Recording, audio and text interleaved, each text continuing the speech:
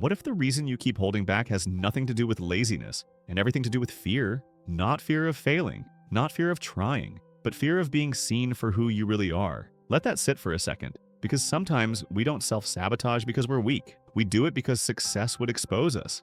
And deep down, we've learned that exposure isn't safe. The first time you hid think back. When was the first time you were fully yourself and someone made you regret it? Maybe you were honest. Maybe you showed joy, excitement, vulnerability, and someone laughed, ignored you, criticized you.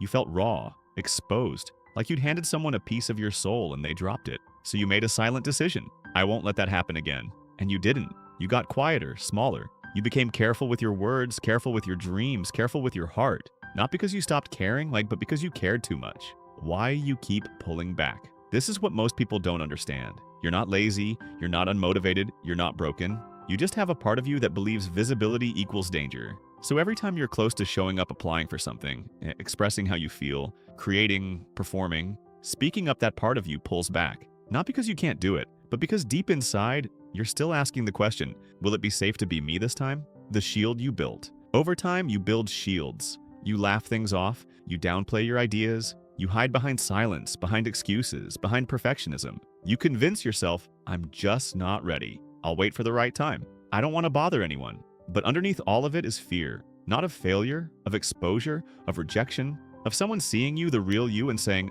that's not enough. The moment that changes everything. But here's the truth that changes things. Yes, being seen is risky. Yes, you might be misunderstood. Yes, someone might criticize the most honest parts of you, but also someone might connect. Someone might finally understand. Someone might say, I thought I was the only one who felt that way. And that moment, that fragile, raw human moment, is how real connection is born. A different kind of strength. We live in a world that rewards masks, that claps for performance, that values strong over sincere. But you don't have to play that game. You don't have to be louder. You don't have to be perfect. You just have to be willing. Willing to show up. Willing to speak even if your voice shakes. Willing to share a truth that hasn't been heard yet. Willing to let someone see you, not the version you polished, but the version you're still becoming. A new kind of courage. So the next time you find yourself pulling back, ask this. Am I afraid to fail, or am I afraid to be seen? Because if the fear is visibility, don't run. You're not weak, you're not broken, you're just healing. You're learning that you deserve to take up space,